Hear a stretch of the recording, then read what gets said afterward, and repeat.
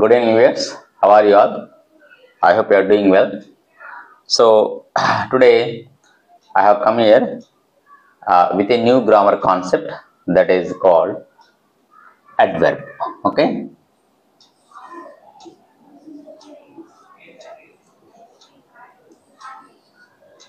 Adverb. This is a one of the parts of speech, right? So in my previous class, I already explained the definition of adverb.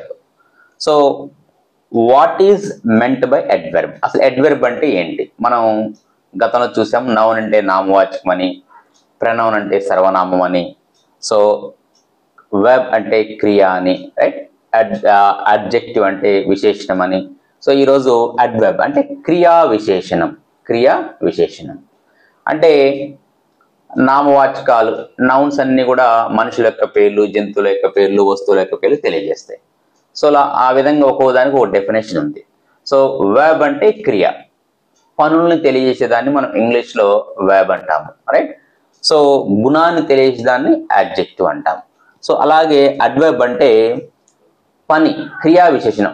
ఆ పని ఎలా జరుగుతుందో అని తెలియజేయటమే adverb అన్న. So మనం ఒకసారి definition చూసినట్టయితే it adverb, right? So adverb అంటే దీన్ని ఎందుకు యూజ్ చేస్తామంటే, ఇది వెర్బ్ని కానీ వెర్బ్ని కొన్నిసార్లు అడ్జెక్టివ్ని, కొన్నిసార్లు అడ్వర్బ్ని మోడిఫై చేయడానికి ఉపయోగిస్తాము. అంటే ఒక పని ఎలా జరిగింది అని చెప్పడమే అడ్వర్బ్ యొక్క ఉద్దేశం. ఫర్ ఎగ్జాంపుల్ ఇక్కడ మనకు ఒక ఉదాహరణ చూద్దాం. Okay, heart, right? ఈ 3 ఎగ్జాంపుల్స్ మనం అబ్జర్వ్ చేసినట్టు చూడండి. He Ryan fast. So fast అనేది అడ్వర్బ్,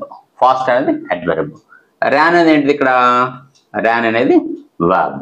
ర్యాన్ అనేది ఇక్కడ verb అనమాట, right? So she drank cold coffee. She drank very cold coffee, right? ఇక్కడ చూడండి, షీ డ్రాంక్ వెరీ కోల్డ్ కాఫీలో ఇక్కడ వెరీ ఉంది కదా, వెరీ, రైట్? సో కోల్డ్ అనేది అడ్జెక్టివ్, ఇక్కడ అడ్జెక్టివ్, రైట్? సో వెరీ అనేది అడ్వర్బ్, రైట్? సో ఇక్కడ హీ వర్క్డ్ క్వైట్ హార్డ్. చూసినట్టు ఇక్కడ హార్డ్ అనేది అడ్వర్బే, క్వైట్ అనేది కూడా అడ్వర్బ్. ఓకే, క్వైట్ అంటే కంప్లీట్ అని అర్థం. సో హార్డ్ అంటే with a lot of effort, right? So here both are adverb. అంటే ఒక అడ్వర్బ్ ఇంకొక అడ్వర్బ్ని మాడిఫై చేయటము. అదేవిధంగా ఇక్కడ వెరీ అనేది ఒక అడ్వర్బ్, దీన్ని అడ్జెక్టివ్ మాడిఫై చేయటము. అదేవిధంగా ర్యాన్ అనేది మనకు వెర్బ్, ఫాస్ట్ అనేది అడ్వర్బ్. ఇక్కడ అడ్వర్బ్ అనేది వెర్బ్ని మాడిఫై చేయటం, రైట్? సో ఇక్కడ ఇది అడ్వర్బ్, ఇక్కడ వెరీ అడ్వర్బ్, అదేవిధంగా క్వైట్ కూడా అడ్వర్బ్ అనమాట. సో ఈ అడ్వర్బ్ యొక్క ప్రధానమైనటువంటి ఉద్దేశం ఏంటంటే వర్క్ అనేది ఎలా జరిగిందో తెలియచేయటం. సో అదేవిధంగా ఈ డెఫినేషన్ ప్రకారం అడ్వర్బ్ అనేది 3 రకాలుగా మనం ఒకసారి వెర్బ్ని, మరొకసారి అడ్వర్బ్ని, మరొకసారి అడ్జెక్టివ్ని, some times it modifies these 3 words అనమాట. అయితే ఇప్పుడు మనకి ఈ అడ్వర్బ్స్ అనేవి ఎన్ని రకాలుగా ఉన్నాయో ఒకసారి చూద్దాం. చూడండి, ఇక్కడైతే మనకి కైండ్స్ ఆఫ్ అడ్వర్బ్స్ అని రాసుకున్నాం. Kinds of adverbs, right? So మనకి మొత్తము ఇన్ని రకాల అడ్వర్బ్స్ అనేవి ఉన్నాయి. Okay, right? సో మనకు అనుకున్న డెఫినేషన్లో adverb is a word which is used to modify verb, adjective and another adverb అని చెప్పుకున్నాము. సో ఇలా అడ్వర్బ్ని ఒకసారి మనం డెప్త్గా చూసినట్టయితే ఎన్ని రకాల అడ్వర్బ్స్ మనం ఇంగ్లీష్ గ్రామర్లో యూజ్ చేస్తుంటాం. Adverb of time. అంటే this is the adverb which is used to show the time. Okay, అంటే పని ఏ సమయానికి జరిగింది అని తెలియజేయటము ఈ అడ్వర్బ్ యొక్క వర్క్ అనమాట. Next adverb of place. అంటే ఈ పని ఏ స్థలంలో జరిగింది.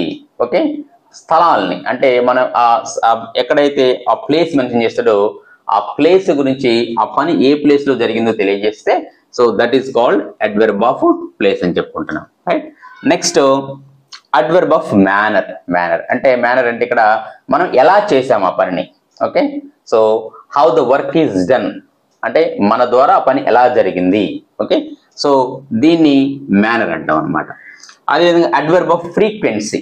ఫ్రీక్వెన్సీ ఎంత తరచుగా ఆ పని జరుగుతుంది, ఎంత తరచుగా, అప్పుడప్పుడా లేదంటే ప్రతిసారా లేకపోతే ఎప్పుడు జరుగుతుందా అనేది ఆ ఫ్రీక్వెన్సీ. అడ్వర్బ్ ఆఫ్ క్వాంటిటీ అంటే ఏ మొత్తంలో జరిగింది, ఏ డిగ్రీలో జరిగింది, ఎంత క్వాంటిటీలో జరిగింది అని తెలియజేయడం adverb of quantity. Adverb of reason, reason అంటే కారణం. ఓకే, సో ఆ పని ఏ కారణం చేత జరిగిందో కారణాన్ని తెలియజేసేది కూడా, కారణాన్ని తెలియజేసే అడ్వర్బ్స్ కూడా ఉంటాయి మనకి. Adverb of affirmation and negation. Affirmation అంటే మనకి పాజిటివ్ తెలియజేయటం, ఓకే, ఎస్ ని తెలియజేయటం. సో నెగేషన్ అంటే నెగటివ్ అంటే నోన్ తెలియజేయటం, అంటే ఆ పని ఎస్సా లేదా నోవా. So this table is known as kinds of adverbs. ఇప్పుడు మనము ఒక్కొక్క అడ్వర్బ్ యొక్క డెఫినేషన్, అదేవిధంగా దానికి ఉన్నటువంటి ఒక ఎగ్జాంపుల్ చూద్దాం. So I request everyone please make note of the table, right? So let us get into the first one, adverb of time. See, kinds of adverbs లో first one, adverbs of time. I am discussing here adverbs of time.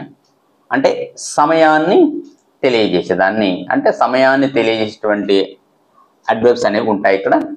So show the time of action, show the time of action, right?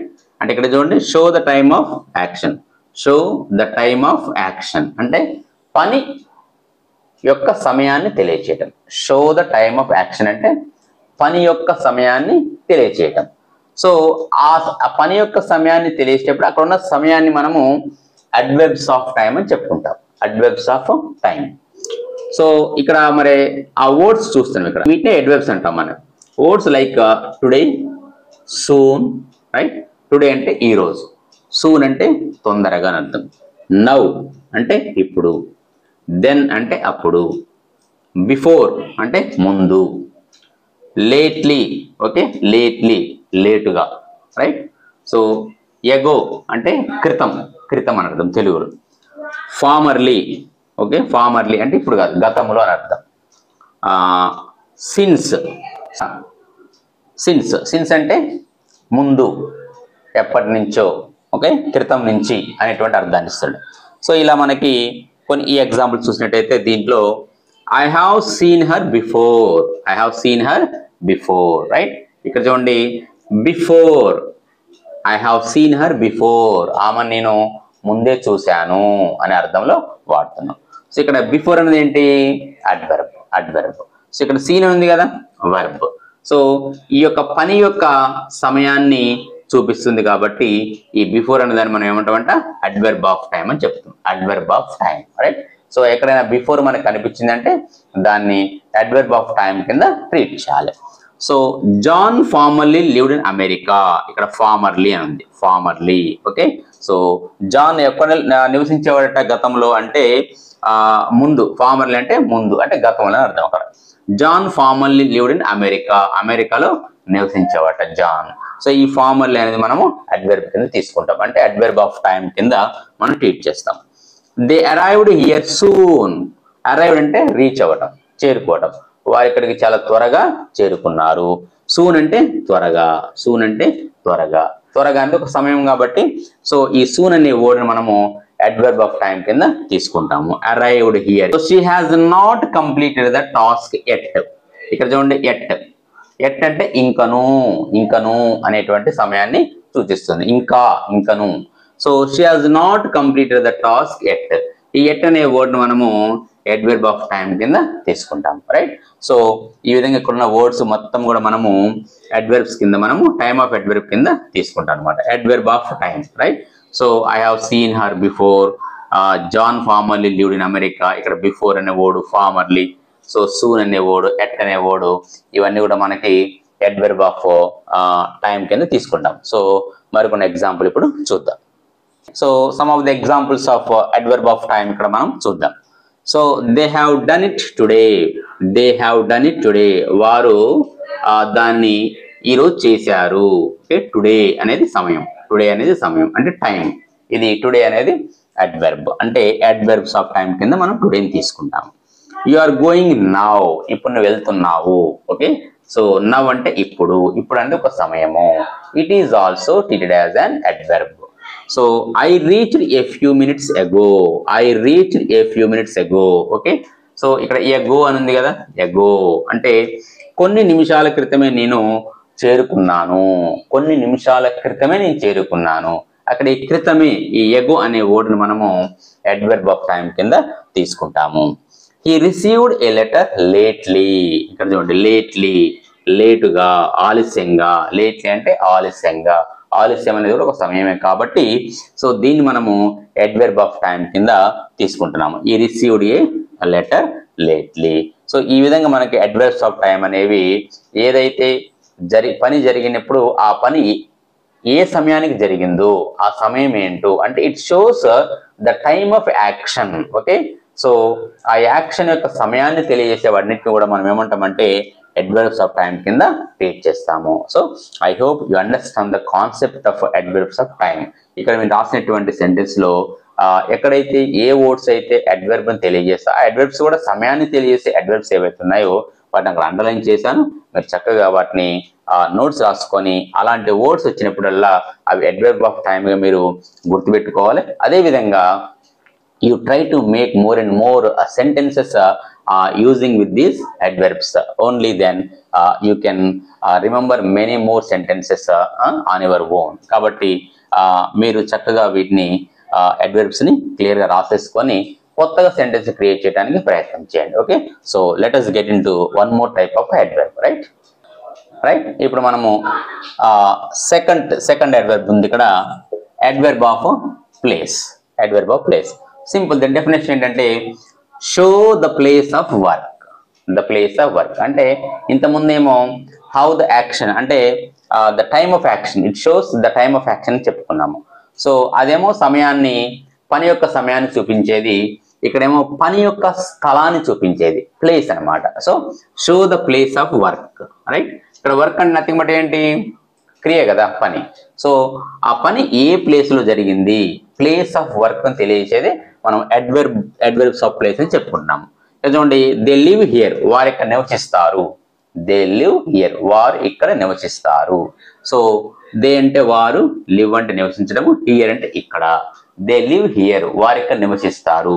ఇక్కడ ఇక్కడ అనేది place కదా, ఇక్కడ అనేది place కాబట్టి దీన్ని ఏమంటామంటే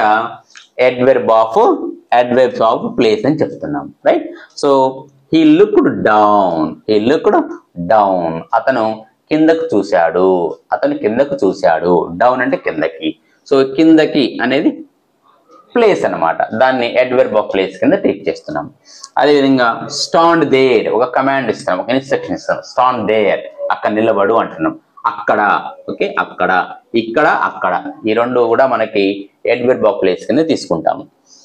కమిన్ ఇన్ అనేది యాక్చువల్గా మనం ప్రిపోజిషన్ గా వాడతాము, కానీ ఇక్కడ అలోన్ గా ఉంటే అది ఇన్ అనేది దాని తర్వాత ఎక్కడ ఏ వర్డ్ లేకుండా అలోన్ గా ఉంటే మనం ఇక్కడ ఇన్ అంటే లోపట అనే అర్థం వస్తుంది అనమాట. లోపట అనేది కూడా స్థలం కాబట్టి ఇన్ అనేది ఇక్కడ మనము అడ్వర్బ్ ఆఫ్ ప్లేస్ కింద తీసుకుంటాము. షీ వెంట్ అవే అవే అంటే దూరంగా వెళ్ళింది. షీ వెంట్ అవే అంటే దూరంగా వెళ్ళింది. సో ఇక్కడ అవే అనేది ప్లేస్ అనమాట. సో దీన్ని మనము అడ్వర్బ్ ఆఫ్ ప్లేస్ కింద తీసుకుంటాము. Right, so this is about adverb of place. ఈరోజు మనము adverb of time and adverb of place గురించి డిస్కస్ చేసుకున్నాము. సో దీన్ని చక్కగా మీరు నోట్స్ రాసుకొని మరికొన్ని ఎగ్జాంపుల్స్ని మీరు చూపిస్తూ వీటిని కొత్త సెంటెన్సెస్ అంటే ఈ ఎగ్జాంపుల్స్ తోటి కొత్తగా సెంటెన్స్ క్రియేట్ చేయడానికి ప్రయత్నం చేయండి. అప్పుడు మీకు సెంటెన్సెస్ అదేవిధంగా ఇక్కడ నచ్చినటువంటి అడ్వర్బ్ ఫార్మ్స్ అనేవి మీకు చాలా ఈజీగా గుర్తుంటాయి. సో మనము నెక్స్ట్ క్లాస్లో మరొక కైండ్స్ ఆఫ్ అడ్వర్బ్స్ తోటి మళ్ళీ కలుద్దాం. రైట్, సో అప్పటి వరకు బాయ్, సీ యూ అగైన్.